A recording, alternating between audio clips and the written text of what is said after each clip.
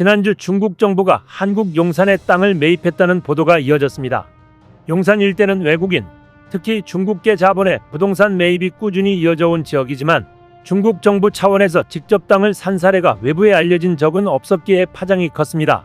국민들은 이 상황에 대해 분노하기 시작했고 각종 매체들은 한국 땅을 매입한 외국인들의 실태 파악에 들어갔습니다. 그리고 이번에 우리 정부에서 역차별을 막는 방안이 나와 주목됩니다. 이 내용 자세히 알아보겠습니다. 지난 13일 조선일보, 아시아경제 등 다수의 국내 언론들은 중국 정부가 용산구 이태원동 262-13 등 11개 필지 4,162제곱미터 약 1,256평 땅을 299억 2천만 원에 매수했다고 보도했습니다. 매수 시기는 2018년으로 12월 계약을 체결했으며 이듬해 7월 말 잔금을 치렀습니다.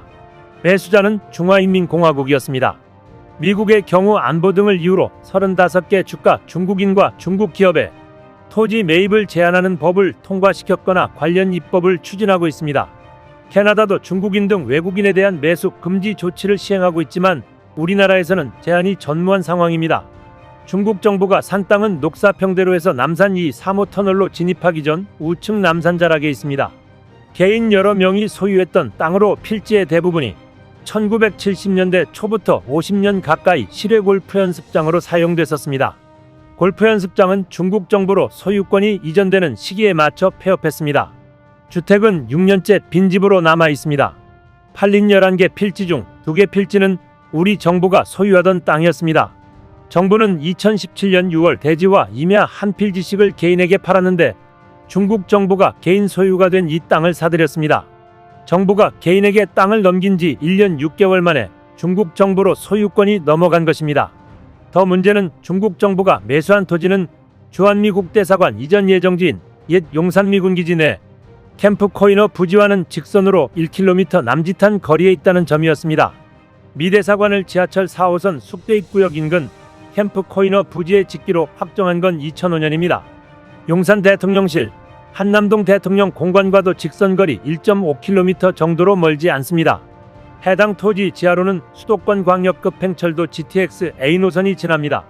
국토교통부는 2020년 이 땅의 구분지상권을 설정하면서 중국 정부에 3,093만 원을 보상했습니다. 중국 정부는 잔금을 치른 이후 토지 경계에 여러 대의 CCTV를 설치해 두고 해당 토지를 사용하지는 않고 있습니다. 이 땅에는 3층 규모의 실외 골프 연습장 건물과 담장이 철거되지 않은 채 있고 서양식으로 멋을 낸 도로변 3층 주택도 빈집으로 남아 있습니다.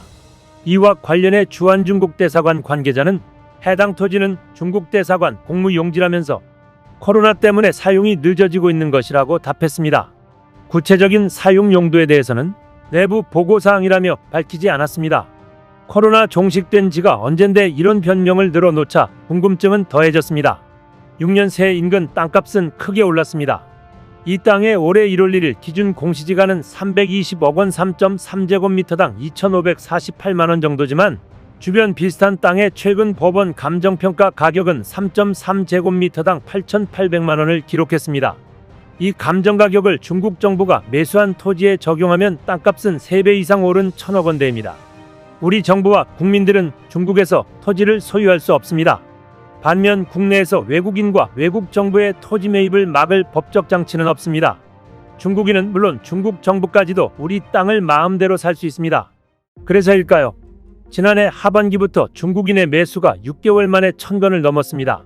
서울, 인천, 경기 등 수도권 쏠림 현상이 뚜렷했는데 100억 원대 고급 주택을 전액 현금으로 사들인 사례도 있었습니다. 지역별로는 지난달 기준 경기도가 552건으로 가장 많았습니다. 인천과 서울이 뒤를 이었습니다. 세 지역 합계는 807건으로 전체 매수의 약 75%가 수도권에 집중됐습니다. 지난해 전체 외국인의 총부동산 매수는 17,489건이며 이 중 중국인이 11,352건으로 64.9%를 차지했습니다. 연간 기준으로는 2020년 13,416건에서 2022년 9,629건까지 줄었다가 2023년 11,157건, 지난해 11,352건으로 2년 연속 증가하며 회복세를 보이고 있습니다. 중국인의 한국 부동산 투자가 꾸준히 이어지면서 내국인과의 역차별 논란도 제기되고 있습니다. 외국인은 자국 금융기관을 통한 자금 조달이 가능해 한국 내 대출 규제를 사실상 적용받지 않습니다. 또 주택 보유 실태를 정부가 일일이 파악하기 어려워 다주택자 여부에 따른 취득세나 양도세 중과도 현실적으로 불가능합니다. 내국인은 대출과 세금 규제에 묶여 있지만 외국인은 규제 밖에서 자유롭게 거래하는 구조가 지속되고 있는 셈입니다. 그렇다면 왜 정부는 이런 문제를 방치하고 있었던 것일까요? 첫 번째 이유는 안보상 중요 지역에 대한 명확한 기준이 불분명하고 외국 정부명이라고 해도 단순히 공무용이라는 이유라면 쉽게 허가되는 구조 때문입니다. 두 번째는 정부가 외국인의 부동산 매입을 일정 부분 투자 유치의 일환으로 보기 때문입니다.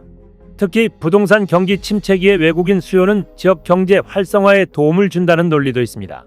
세 번째는 외교, 안보, 부동산 등 문제에 대한 담당 부처가 명확하지 않아 서로 책임을 미루기 때문입니다. 여야 정치권 모두 표가 되지 않는 복잡하고 민감한 이슈는 회피하는 경향이 강합니다. 이 이슈는 10여 년 전부터 계속 문제로 지적됐지만 시간이 지나면 흐지부지 되기 일쑤였습니다. 전 세계는 이미 자본 침투의 위험을 인식하고 있습니다. 호주는 중국 자본의 급속한 유입으로 2018년부터 외국인 부동산 소유 제한, 공공시설 인근 부지 매입 금지 조처를 시행했습니다. 뉴질랜드 역시 2018년 외국인의 기존 주택 매입을 전면 금지했습니다.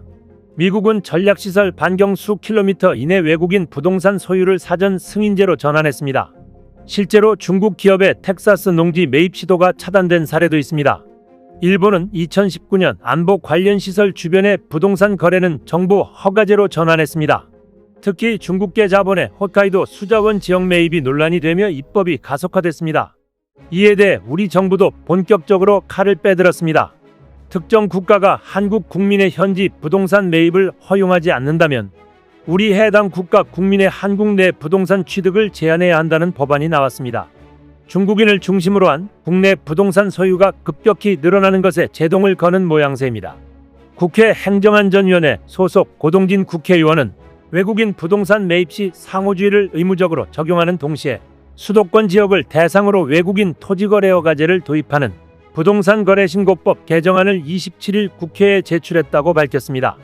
현행법에 상호주의 규정이 존재하지만 이미 규정으로 되어 있고 정부 측의 관련 하위 법령조차 제정되어 있지 않은 상황 탓에 상호주의가 실질적으로 시행 및 적용되지 않아 왔습니다. 특히 외국인의 부동산 취득은 1998년 허가제에서 신고제로 전환된 이후 군사시설보호구역, 생태 경관보전지역 등의 경우를 제외하고는 외국인의 부동산 취득에 제한이 없는 상황이었습니다. 이에 고동진 의원은 우리 국민들에 대해 자국 안의 부동산의 취득 등을 금지하거나 제한하는 외국 국가의 개인 법인 단체 또는 정부에 대해 대한민국 안의 부동산 취득 등을 금지 또는 제한하는 상호주의를 의무적으로 적용하는 동시에 수도권 전 지역을 대상으로 중국 등 외국인 토지거래 허가제를 도입해 실제 거주 목적 등이 아닌 부동산의 취득은 엄격히 제한하도록 하는 부동산 거래신고 등에 관한 법률 개정안을 대표 발의했습니다. 고동진 의원은 우리 국민들은 각종 대출 규제 등으로 인하여 내 집 마련이 어렵지만 중국 등 외국인은 자국 금융기관의 대규모 대출 등을 통한 우리나라의 부동산 취득이 상대적으로 수월하다는 역차별 문제와 시세 차익을 노린 투기 문제가 지속적으로 제기되고 있는 실정이라고 말했습니다. 이어 중국 등 외국에서 우리 국민들에게 부동산 매입 등에 대해 불합리한 차별을 할 경우 우리 정부 또한 외국 현지 규제에 상응하는 국내의 외국인 부동산 제한 조치를 조속히 시행할 필요가 있다라고 강조했습니다. 이제 한국도 여야를 막론하고 반드시 이에 대해 합의를 이뤄내야 할 것으로 보입니다. 이상 시온TV였습니다.